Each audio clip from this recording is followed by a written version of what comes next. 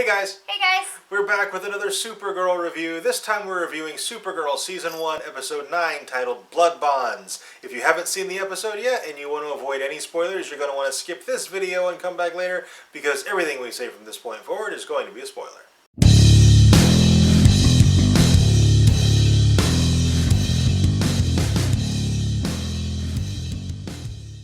Alright, it looks like the back half of Season 1 is going to be awesome. Yeah. Episode 9, Blood Bonds, was fantastic. Yeah, it was pretty awesome. The best episode of the season so far. Yeah. But disappointingly, there was no promo for next week, so it looks like they're going to have at least 1 week off. I hope it's not too long, because this is the first one after a short hiatus. Yeah. Okay, Episode 9 picks up exactly where Episode 8 left off. And Martian Manhunter John Johns, Hank Henshaw, has been kidnapped by Nan, Astra's husband. And the whole, the story of the episode is they gotta get Hank Henshaw back. And in Hank's absence, Alex has been appointed to be the head, the director of the DEO. But that doesn't last long because General Lane shows up. I hate that guy so much. I want to punch him in the face every time he's on the screen. Yeah. He is such a dislikable character, which is awesome. I mean, it's a great character. He's playing it phenomenally. Yeah. I mean, it's a fantastic character because he really does get this visceral hate reaction every time I see him on the screen. Like, I hate him more than Astra. Speaking of villains, I mean, General Lane doesn't really qualify as a villain. No, He's just a misguided hero, really. But Astra and Maxwell Lord, the two villains, of the two, I gotta pick Maxwell Lord as the better villain. Yeah, we were talking about this earlier, and it seems like they're going to use Astra as a redemption story, kind of. And I kind of like that they're doing this. This is a family channel. It airs at 8 o'clock, so it probably has a lot of younger viewers. Mm-hmm. And I like that they're doing, just, they're related. That's her aunt, and it's like that is going to overcome the evil that's inside of her, and that she means well. Like, she's kind of like an accidental villain, kind of. Like, she means well. She doesn't mean to be a villain. She wants the best for everybody. She just goes about it in the wrong way. Yeah. And I like that they're doing that. I think it's kind of nice. And the focus on the importance of family shines through. And given that it's an early show, it airs at 8 o'clock. So, and it is a family show, so just that theme throughout it, I think, is really, really nice. Yeah. Also, in last week's episode, Kat figured out that Kara is Supergirl, and one of the things that I love about this is, even though she has figured it out, I mean, we'll talk about, how this all developed in the episode later, or very soon, but she knows that Kara is Supergirl, but she still calls her Kara. Yeah. I love that. Like, she still called her Kira, and she was like, all right, whatever, we will play your game. Yeah. Because she is 100% convinced. But I love how when she's proven wrong, she gets pretty defensive right away. She's like, now that I see you guys in the same room, you don't look anything like her. Yeah. Which is hilarious. Yeah, because she's right. Yeah. But, Kara can't let her be right. She doesn't know her that well. And that also just kind of shows Kat's complete disregard for people in general. Yeah. Yeah. And for Kara specifically. Yeah. And I just called her Kira. Oh my gosh. Kara. And Kat's this persona that she reflects is very important to her. Yeah. So it's like she's proven wrong and she's not allowed to be wrong. So she plays it off and okay, so I was wrong, whatever. Now that I see you as the other, I totally see where I was wrong. And it just kind of shows that persona she has. Also, something interesting in this episode with the Kara-Kat dynamic, Kara tells her, she's like, you are important to me. Whenever I feel lost or I need advice, you help me. And that's really important to me. I need you.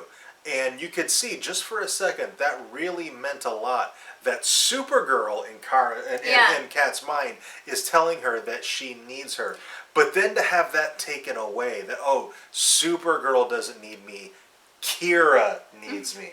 I thought that was really interesting. I think she appreciated it both ways. Yeah. But I don't know. Yeah, I think when Kara, Kat has us calling her Kira. When Kara was telling her that, I think that was Kat's reaction to Kara telling her that, like, oh, I inspire this person. Like, I think she plays the aloof boss, but she's not really. I think she does kind of want the best for Kara and stuff. So I think that did affect her. I think yeah. it resonated on one Yeah, I levels? think it resonated. I think it was kind of like, I'm sure for a moment she was like, oh, I inspire Supergirl. Yeah, absolutely. But I do think she also was like, I inspire my assistant who I treat like crap. But she gets it. She understands. She's getting this learning experience that I am giving her. I think she definitely had the I inspire Supergirl, Yeah. and felt very kind of pompous Yeah. about Oh, it. yeah. But then having that removed, and now she doesn't think Kara is Supergirl. Having that removed from it and having those words come from Kara only, I think it probably doesn't mean as much to her. Probably not, but I think it does still mean something to her. Moving back to General Lane and my general disdain for General Lane, he has a great scene where he's talking to Astra and he admits his fear of her, because on Krypton that is a very honorable thing to do, to admit your fear to your enemy. And he's like, I know this. So, and that's why I did it, because I want to display to you that I am an honorable man. And then he proceeds to torture her. The most dishonorable thing you can possibly do. Yeah, and I loved the explanation he gives to Supergirl, where he's like, I'm better than that, but they aren't. Mm-hmm. Because that is exactly what people think when they're torturing them. He's like, yeah, I know I'm better than torturing them, but they're not, so I need to stoop down there, otherwise they'll always be one step ahead of me. That is exactly what people think. Yeah.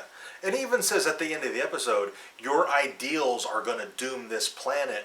And Hank says, no, our ideals are going to save this planet. Yeah. And General Lane, that ship has sailed for him. His ideals have been sacrificed. General Lane actually reminds me a lot of Astra, just in like the opposite spectrum. But he does these evil things because he thinks he's doing good, and that is exactly what Astra does. Mm-hmm. Absolutely.